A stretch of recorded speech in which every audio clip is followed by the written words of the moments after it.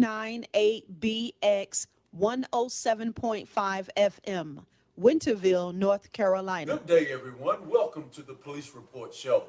The Police Report Show was created to keep the public informed and to build and maintain a positive relationship with the community.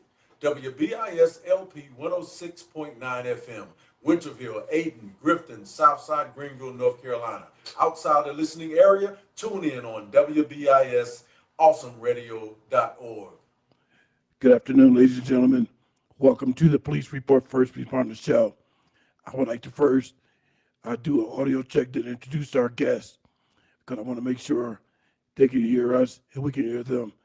And I believe both of our guests, I see on the screen that their mics are muted, and I think they might need to unmute their mics. If you can unmute your mic, sir. Mohammed and Mohammed. Sergeant Donnell, can you hear? There you go. I can hear you. Can you hear me? Great. I can hear you too, Mohammed. Can you hear me, Mohammed? Great. Can you hear me? This is the Police Report First Responder Show.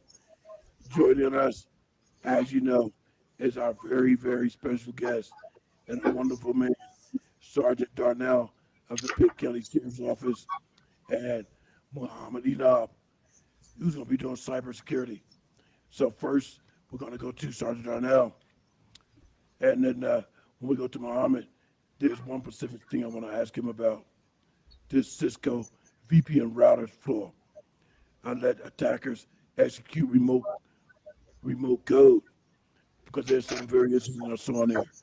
But I want to get to Sergeant Darnell first for his updates with the Sheriff's Office, and in particular, if you could discuss with us law enforcement officers constantly training to strengthen their mental.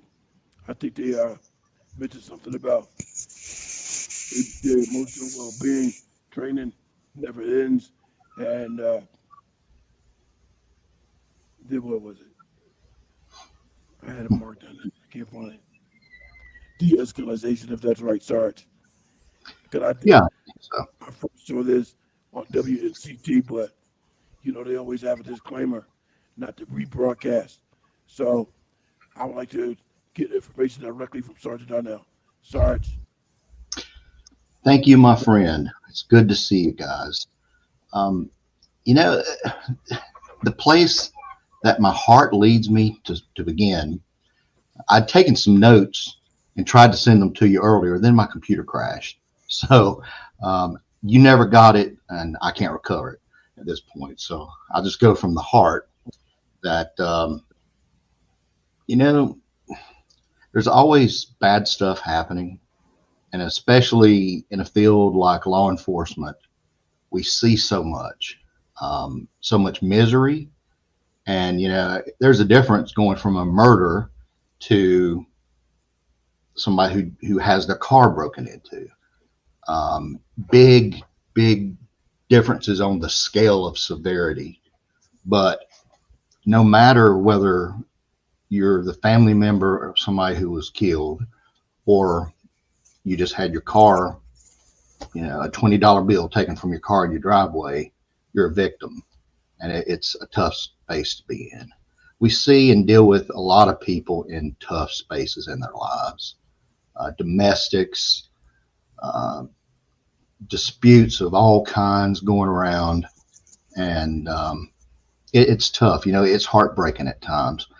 The place I want to begin today is by saying, I've seen so much ugliness since our last show, not necessarily in the kind of calls we run, but just going through social media, people being mean, just mean to each other. And it's kind of disheartening. We try our best to do our jobs well and to serve well. And I just, that's kind of disheartening. I hope we can relax a little bit more as a people and be kind to each other. And I just want to say I'm thankful for you guys. It's always a good day for me when I get to come on here and chat about things that matter to people. And I appreciate you, gentlemen. Yeah, I appreciate you saying what you said. Hopefully you can recover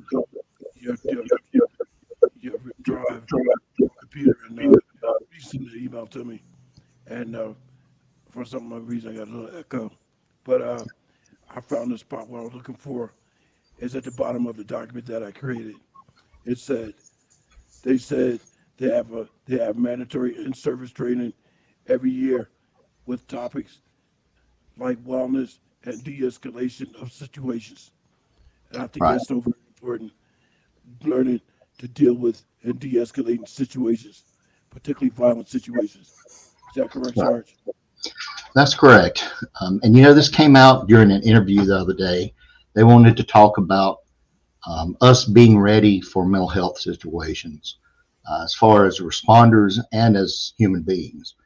And we start day one of the academy being prepared to be ready to de-escalate situations, and that's a skill that we use every day on the job.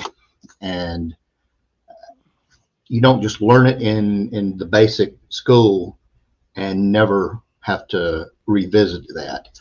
It's something that is constantly brought up through our annual education, things like de-escalation, things like dealing with people with special needs, dealing with our own emotional wellness, taking care of ourselves, taking care of our families. There tends to be a high rate of divorce in a population among the first responders. And it's important that we take care of ourselves as we take care of others. And that's constantly revisited to keep us on the right path.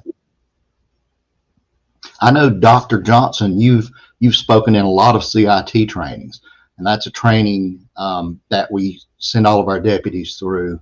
That's a great educational opportunity to think outside the box, think about the holistic needs of people and how best to meet them. And it's important for us to know going in that the answer isn't always, you're a bad guy, here's a label, let's go to jail. That you're human and you have needs, and jail may not be what you need and what the community needs. And we will look at what's going on with you and maybe some better ways to meet those needs. That's right, and I'm glad you mentioned that, Sarge, because like you said, I do speak at a lot of the CIT events with Brian Lasser, the director of the CIT program at Petroleum. And a lot of times, particularly at Pitt Community College when I go to speak, there's always local law enforcement officers, Winterville, Greenville, Sheriff's Office, different things like that. So local, and I'm only 5 minutes around from my house. But one of the things I try to leave the officers with at the end of my speaking, because as soon as my speaking engagement ends, they will graduate, receive their certificates and their pins for the uniform. And I say, well, what I want you to keep in mind is this.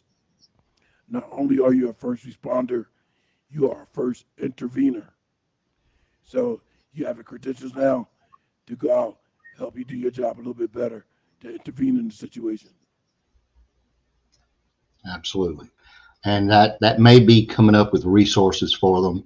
That may just be sitting down for a few minutes and listening to them, give them the opportunity to vent and know that somebody actually cares. And I saw this just the other day. I don't routinely go on calls, but if I'm near one, I'll go so they get the quickest help possible. And I saw this very thing. Two of us were there. It was a mental health situation.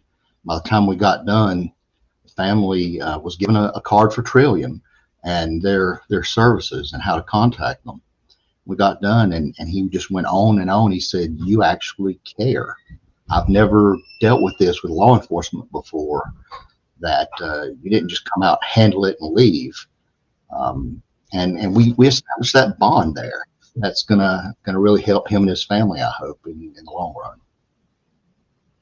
Yeah, and Sarge, now, I don't know, I can't even begin to count the number of times I've spoken at TCIT events, but I just thought about something out of the deputies I have encountered. And, sometimes they're in uniform, sometimes in their civilian attire. So I don't know who might be just a deputy or having an additional responsibility, and that's a school resource officer. 'Cause I know that would be important for the school resource officers as well. Correct? Oh, absolutely. School resource officers, they encounter all kinds of situations from the troublemaker youth in the school to the people who just need someone to look up to the kid who comes to school and hasn't had a bath in days, no clean clothes, no food, um, and getting attention how they can get it sometimes. Yeah. Um, and our SROs, it's a very special breed of officer that can be an SRO. Yeah. And they're mentors. They tend to link in a lot of resources. I'm still in touch with a lot of the youth I served as an SRO years ago. They're married with kids now, but they're still a part of my world and always will be.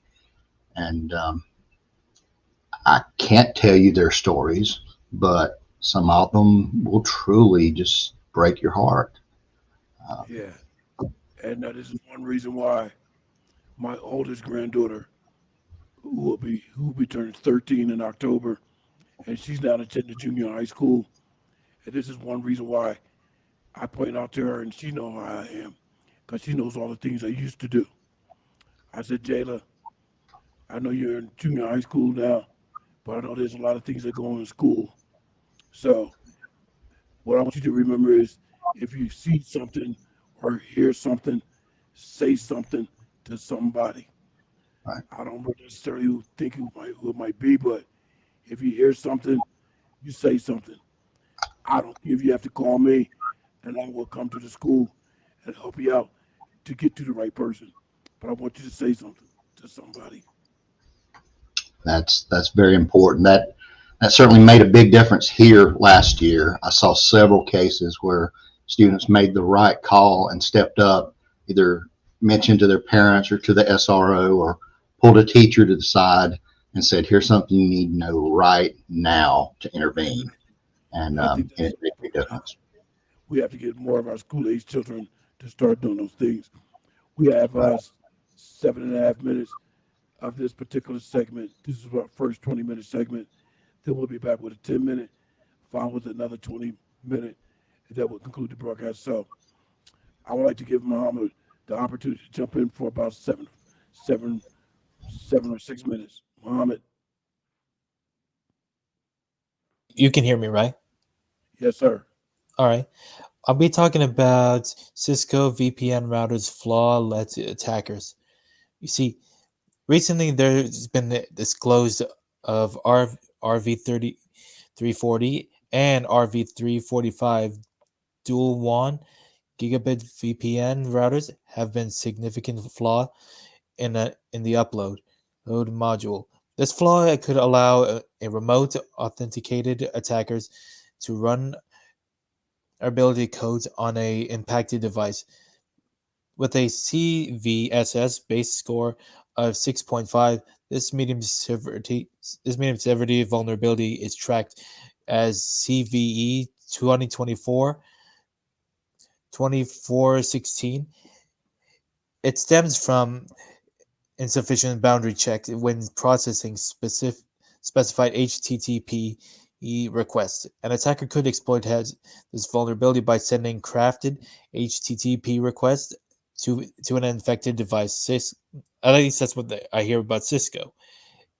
If the exploited is successful, the attacker might be able to ability run the codes as a root to user on the device underling discovered this vulnerability.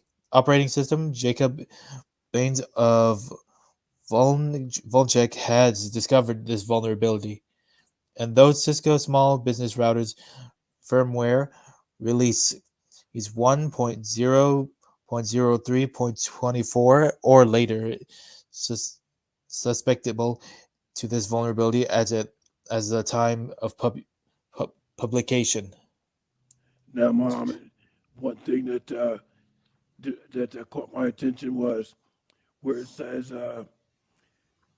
It stems from insufficient boundary checks when processing specified HTTP requests. And that's the part that caught my attention because the HTTP It's is for the without, healthcare. because we all know if you access a website and that S is not a part of the HTTP, that means that that particular website might not be secure because the S would mean that it's secure. Yes. While HTTP is not secure because it doesn't have the S, but the one with the S in the end, it is secure. So there's no third party or anyone can easily monitor your device while you weren't aware of it. All right, so in this particular document with the Cisco VPN routers, some of this problem, like I said, could stem from the fact that it's going into sites with HTTP and not HTTPS, right? Yes, sir. Sometimes when you see the HTTP, that's always that's not really secure because who knows, hackers or scammers can easily see what you're doing, and they can easily, and if you try like they're probably ghosted as like a third party. They're probably like you don't know if they can see you or listening to your entire conversation with someone else. Yeah. Has there been any resolution on the last show we did? We talked about the that bank. What was that bank? Fruist. Did I pronounce that right? Say that again. Remember the bank issue? Yes. Truist Bank. Truce And Bank, yeah. additional concerns with Truist Bank and all the situation that was going on with that. There has that's besides not to mention, I've also recently discovered there's been multiple social security numbers been used by someone.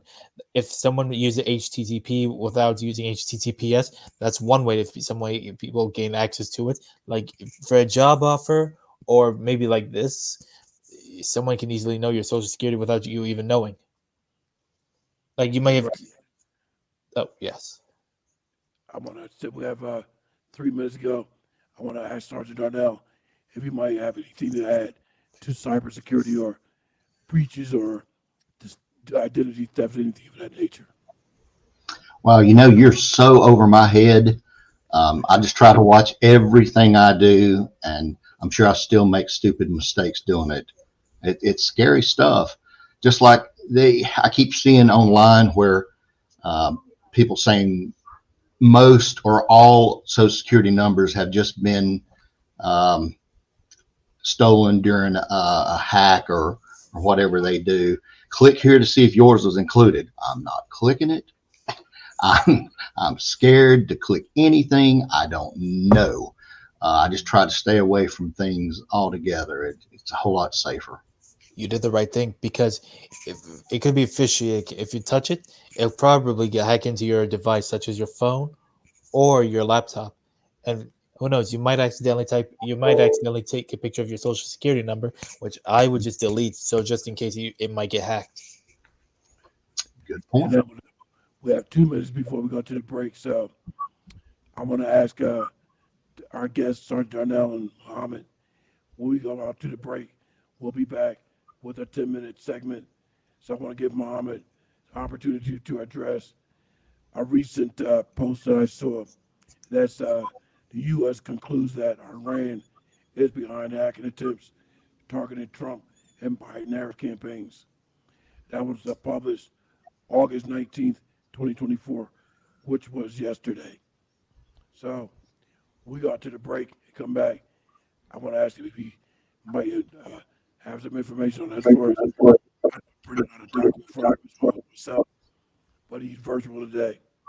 So I can say, I don't want to ask one thing else I want to mention before I get to the break.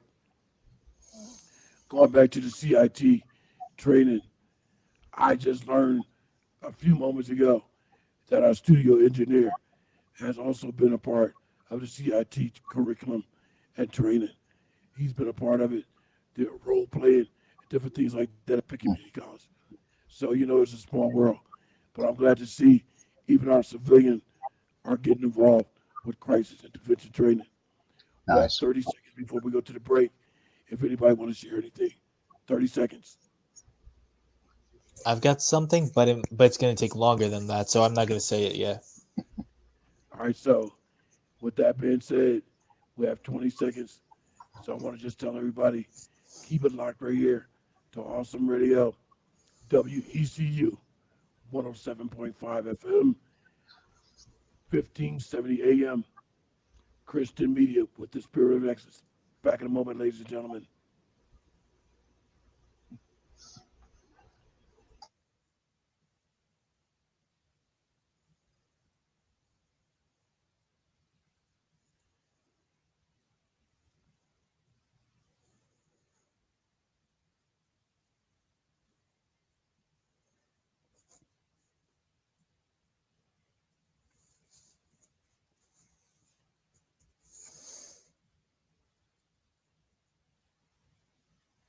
Brought to you by Meals on Wheels America and the Ad Council. You're listening to Awesome Radio, WECU 107.5 FM, 1570 AM. Christian Media with the spirit of excellence.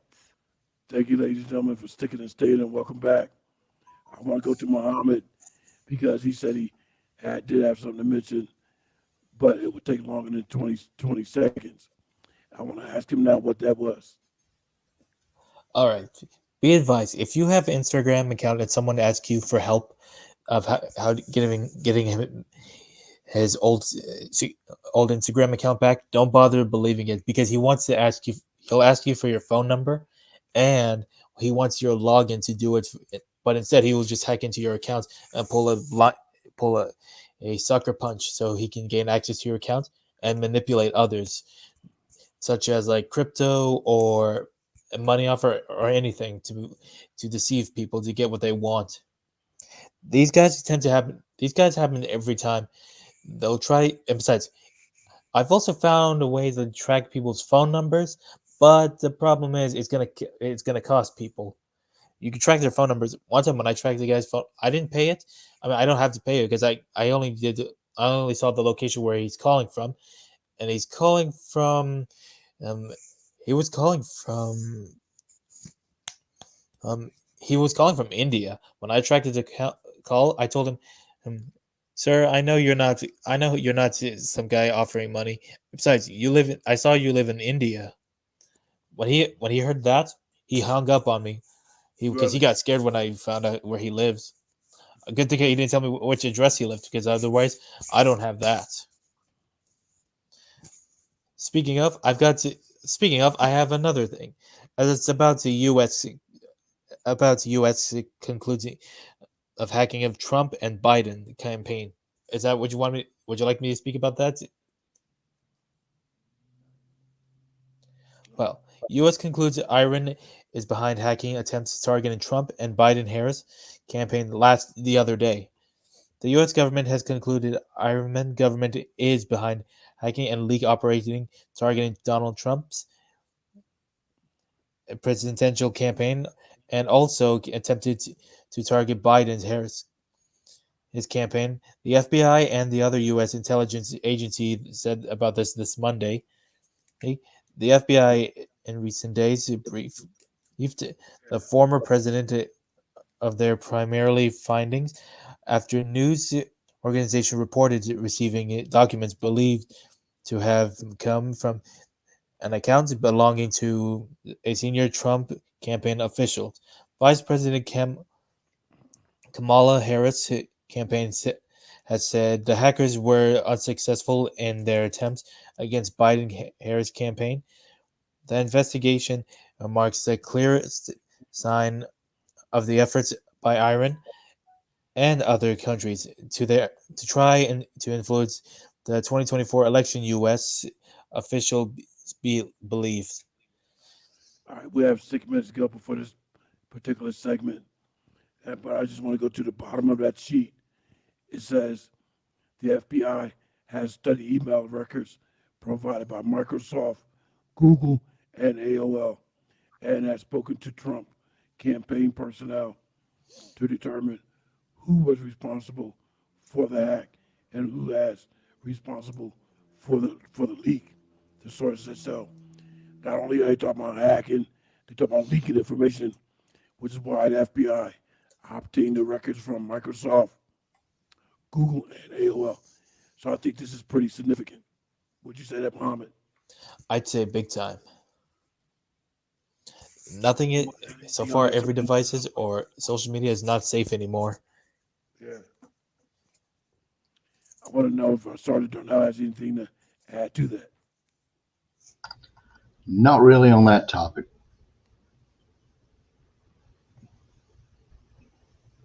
All right, thanks, Sergeant. Anyway, we have 5 minutes to go. Mohammed, do you have anything else? Because we can conclude this particular segment with whatever you have to offer on cybersecurity, because then we'll be back with our final 20 minutes. Well, the Ironman hackers have also been targeting the email accounts of current U.S. officials and people associated with Kamala Harris and President Joe Biden researchers at Google last week. The FBI has briefed Trump that all signs points to Iran and responsibility for the hacking effort, and the hackers were able to breach Stone's email accounts. Sources familiar with the matter said. Trump said in publicity last week that the FBI was looking into the hack and that it looks like it's Iran. The story has been updated, additionally reported. Yeah, I'm just looking for something on my phone real quick. If you got anything further.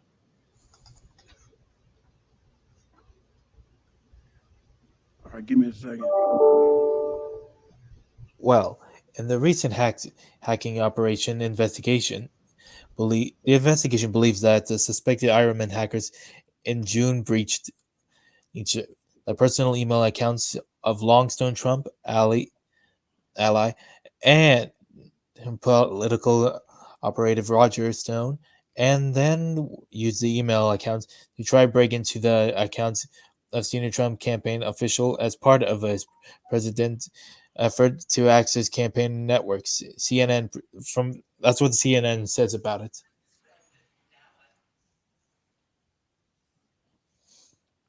Okay, let me just ask Sarge real quick. We got 3 minutes before we go to the break. Sarge, I'm looking for a document that I thought I had printed out, and I know it's in my email. It's Coffee with the Cop. I want to know if the sheriff's office is involved with that. I believe that's at the coffee house in Portugal. Absolutely. We have that coming up on September 10th from 9 in the morning until 11:30 that morning. It's going to be at Cooper's Cup in Winterville. It's there on Railroad Street across from the police department. It's a new place, only been there for a couple of months. I hadn't been in myself until this morning, and I went by, had an amazing cup of coffee, met the owner, the couple of young ladies working there, and had a piece of lemon pound cake to go with my coffee. And it's really nice in there. Have a bunch of vendors selling some very neat items. I'm going to have to try to keep my wife out of there, or there goes all my money. But it's a great location. I'm looking forward to it. It's been a while since we had a coffee event, Winterville and South, and so that's special. I hope people will really come out and interact with us. That'd be a lot of fun. Yeah, I knew it was coming up September, so I'm glad I asked you that because I don't have the flyer on my computer, so I have to wait till I get home and then put that in my calendar, which I thought I did already. So that's September 10th. September 10th from 9 until 11:30 at Cooper's Cup in Winterville. It's on the Sheriff's Office Facebook, Instagram, Twitter, X, whatever you want to call it. If you need to refer to it later. And I'm only right down the street from where that's located, so it starts at 9. I'll be there at 8:55.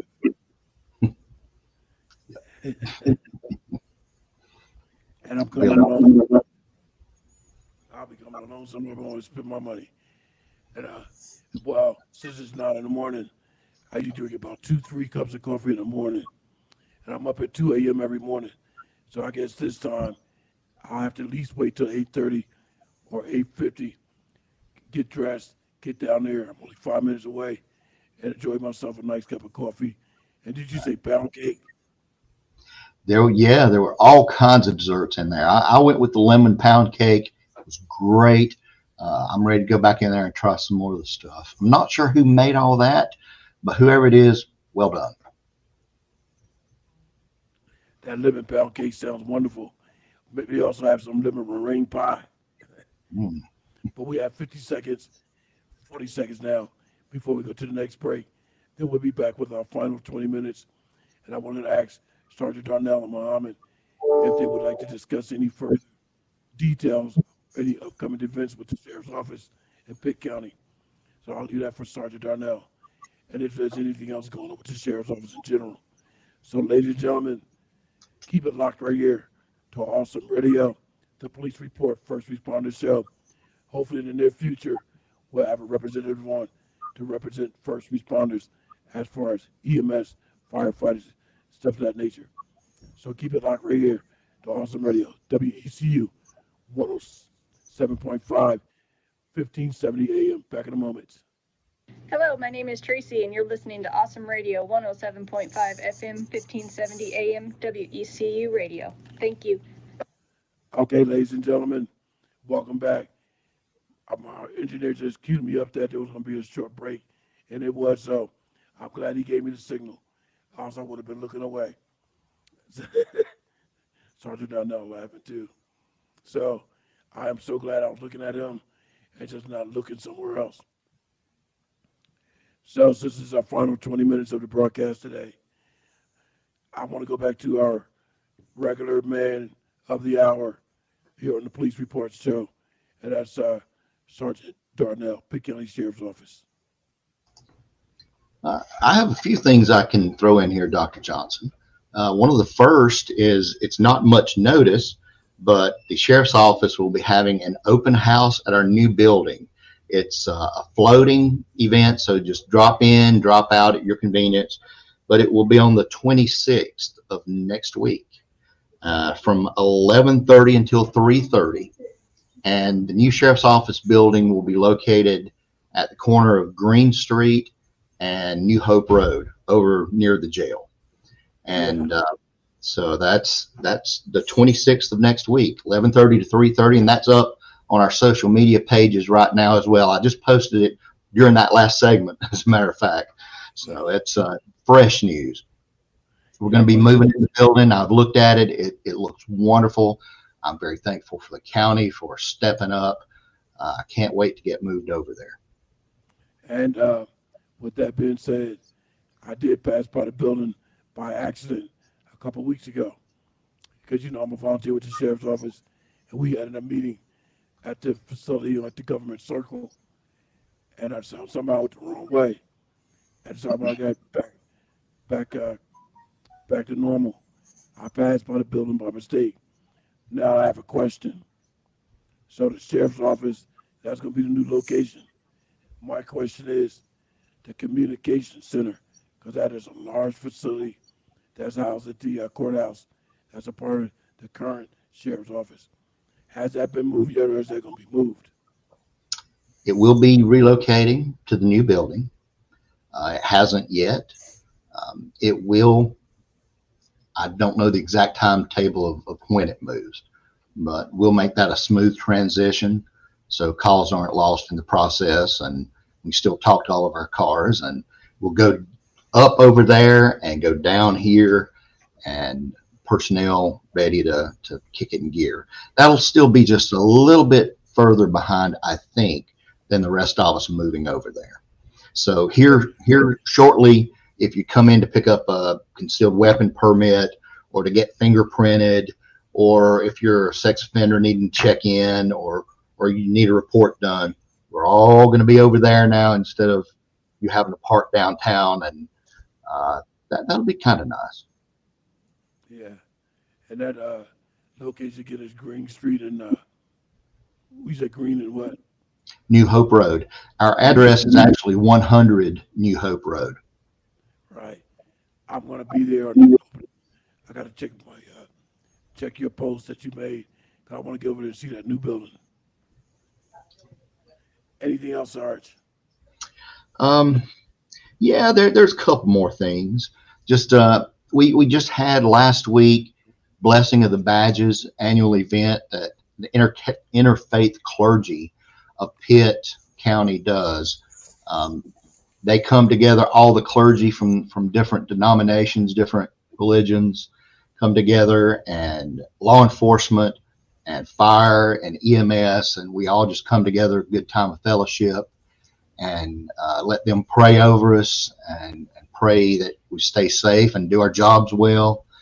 And it's always a special time. I really leave feeling uplifted. And if you're listening to this or watching it and you feel moved, we can always use your prayers. We need that. I, as a human, need that.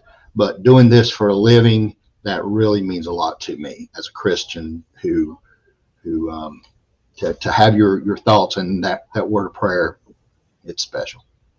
And being a part of the Pitt County Sheriff's Office Volunteer Community Impact Division, I was supposed to be there that day to serve beverages, but I had to make an urgent call real early in the morning that I was unable to attend because I was diagnosed with the flu. So my apologies for not being able to attend, but I wanted to be there for the blessings of the badges, along with all the other clergy. So thanks for the mention that, Sarge. Well, I'll meet you somewhere one morning soon and let you serve me a beverage. You can get me a coffee somewhere. I guess you'll meet me at the Coffee with a Cop. That sounds like a win. I'll be there. Like I said, it starts at 9, open at 9. I'll be there at 8:55. Nice. What else, Sarge? The only other thing is the teachers are back in school now. God bless them. I don't see how they do it. That's a hard job. And the kids, some of them I think are back depending on the school, private schools or what have you. But the rest of the kids, Pitt County schools, go back first of next week. School buses are going to be on the road. Slow down, pay attention. If the lights are flashing, don't be passing. If the sign's out, kids are about. So really, I want another year with no injuries, no fatalities involving our children. They deserve the most protection, and we all have to work together to keep them safe. And I'm glad you mentioned that, Sarge, because I just want to mention one thing. And perhaps I shouldn't have did this, but I did do it. And that is, I'm on my way somewhere last week, and I'm going down County Home Road. And that Evergreen Elementary School, although it wasn't open, but the school zone amber lights were flashing as you were coming down the road, and the posted speed limit is 35. Well, as I'm driving down, there's a truck in back of me flashing his lights, blowing his horn, and I had to be doing almost 45, 50 miles an hour, almost all the way up on my bumper, trying to get me to move out of the way so he can proceed through. And I did pull over in the center lane, put my eyes on. But as it came safe for me to get back on the road, I got back on the road, and lo and behold, he pulled into the Pitt County Council on Aging, and I pulled right in there behind him. And that's the part where I said, I know I shouldn't do this, but I had to do it because my thought was, all right, the school's not open, but the amber lights are flashing and the posted speed limit is 35. He's almost 50, 55 miles an hour. So I wanted to pull over to make contact with him and let him know that although the school wasn't open, he's still supposed to observe the posted speed limit. And plus the amber lights were flashing because the school might not be open, but you never know if there's a child in the area. It might just run out into the street. So I know I had no authority, and I didn't pull him over, so to speak, like a police officer or deputy.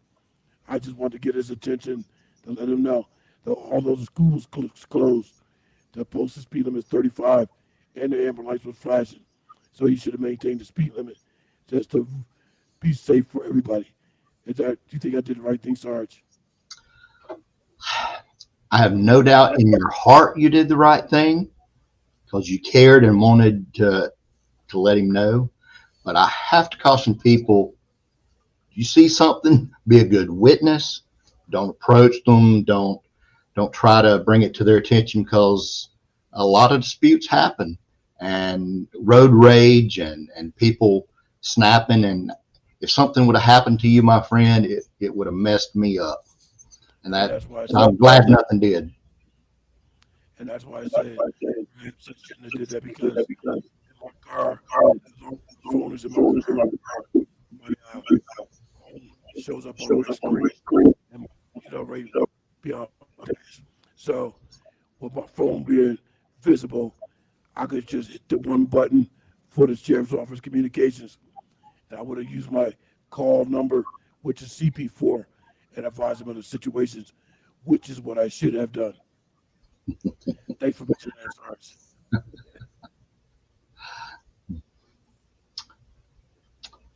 Mama, you have anything at this time?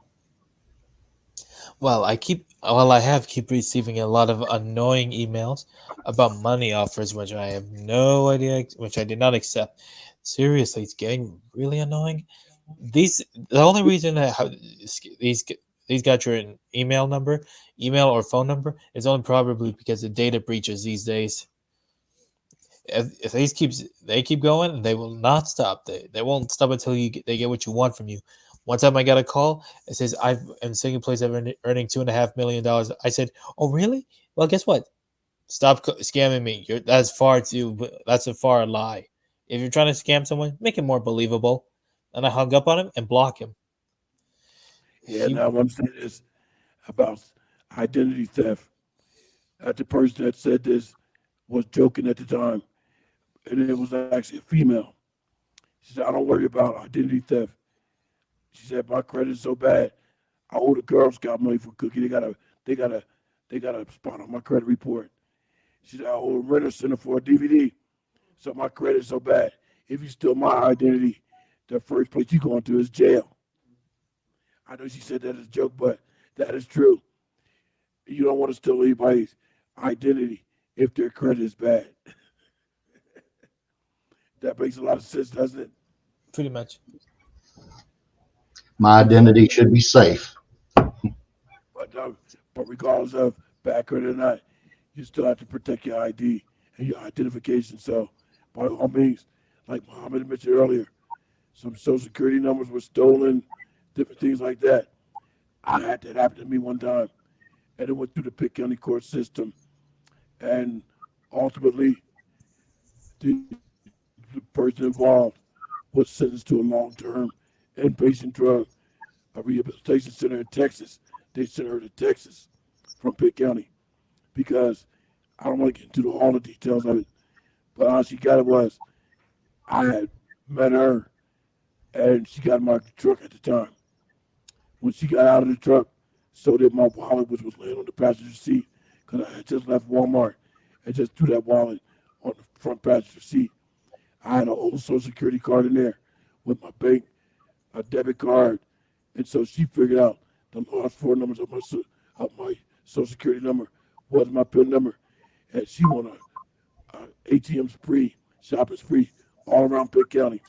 Luckily for me, Greenville PD had it all captured on video at the various locations that she went to. So by all means, protect your identity. If you have a Social Security card, make sure you have nowhere where somebody can get to it. Make sure it's out of arm's reach. Muhammad? I do have a question. How do we know if someone's using our social security number? That is a good question. That's a good question. I don't know the answer to that one either. I've always heard that you should have like an alert or something on your credit reports. You can even freeze your credit so new accounts can't be taken out in your name. And things like that is a great way of protecting your identity and at least alerting you if something does happen. Beyond that, I don't. Oh, I was going to say, do they send you mail or something as it's just in case? I don't know. It's a scary world now. It is. And just when you think you've seen it all, they come up with a whole new way of taking it up a notch, and That's right. it is scary. Well, I hope that mine isn't taken.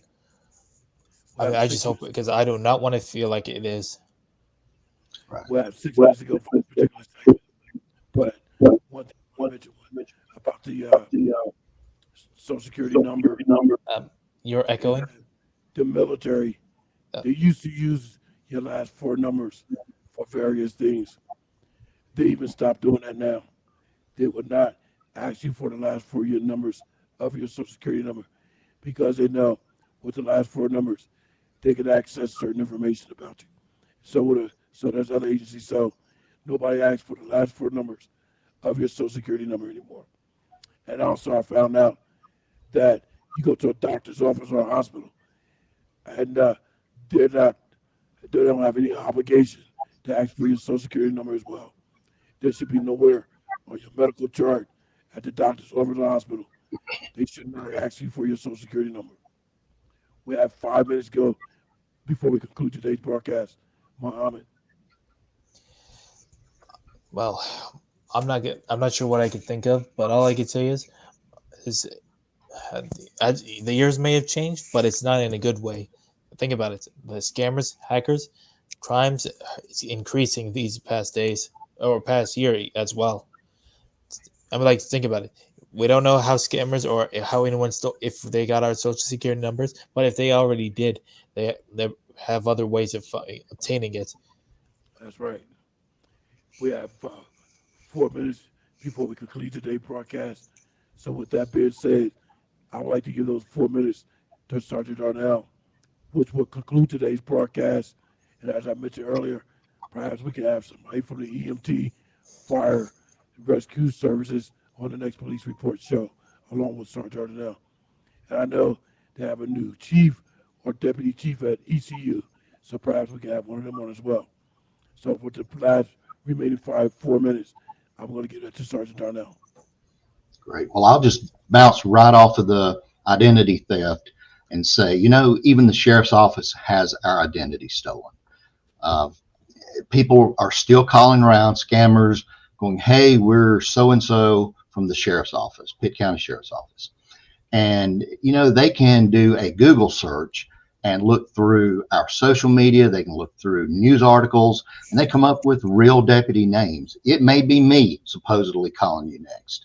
And they'll call and say, I'm Sergeant so-and-so with Pitt County Sheriff's Office, and you missed jury duty. And I'm going to have to either take you to jail or collect this money. And it's a scam. And now they're even spoofing the telephone number where it'll pop up on your phone showing our office number here at the courthouse, or it'll say Pitt County Sheriff's Office on your phone.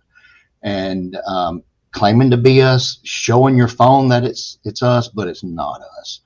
And when you're like, I don't know if this is real or not, they start pressuring you. Well, never mind. We'll just come on down there and we'll arrest you and you can settle in court. And they'll start hammering you until you're scared not to do something. Walk away from this. If nothing else, say, okay, what's your name? Hang up and look up our number, call the sheriff's office and say, did Deputy so-and-so just call me? And 10 times out of 10 will say, no. If you've got a warrant, we will not call you. We are going to show up and take you to jail. And without a doubt, you will go to jail. So there's no buying your way out of it. If you try, you'll go to jail with more charges. So it's a scam. Please, you work hard for your money. Keep it. Yeah. I don't know why in the world somebody would think if somebody had a warrant, you're going to get a phone call from the sheriff's office or the police department. That doesn't make any sense at all. We are down to our final 2 minutes of today's broadcast, which will end today's broadcast. I'm going to let Sergeant take it away for a minute and a half. Wow, a whole minute and a half. Geez. Crime Stoppers back behind me. We are still going strong. We've spent about $5,000 in rewards this year. So if you know something, get a hold of us. It's anonymous. You can get cash rewards, and you can make a difference in keeping Pitt County safer. So we need the teammates out there. It's anonymous, private company. Crime Stoppers is. So 252-758-7777 or crimestopper.org. And sorry, we got a minute and 20 seconds. I think I did see a post on Facebook, Sheriff's Office page. I think they're hiring deputies and detention center officers. And we're always hiring, looking for court officers. We may have a couple more positions I've heard about recently that may pop up. So we're always looking for good people with integrity who can pass a background check and wants to be a part of something good going on in the community. And there's nothing like it. That is absolutely fabulous.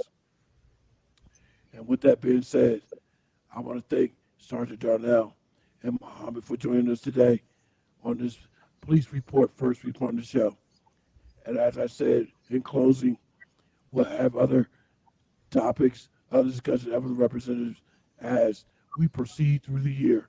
So please stick and stay and join us as we progress through the year here on Awesome Radio, WECU. This has been another episode or broadcast of the Police Report First Responder Show. I want to thank everyone for tuning in. God bless you. God love you. And may the Lord take a liking to you. Thank you so much. Awesome Radio, WECU 107.5 FM. Thank you.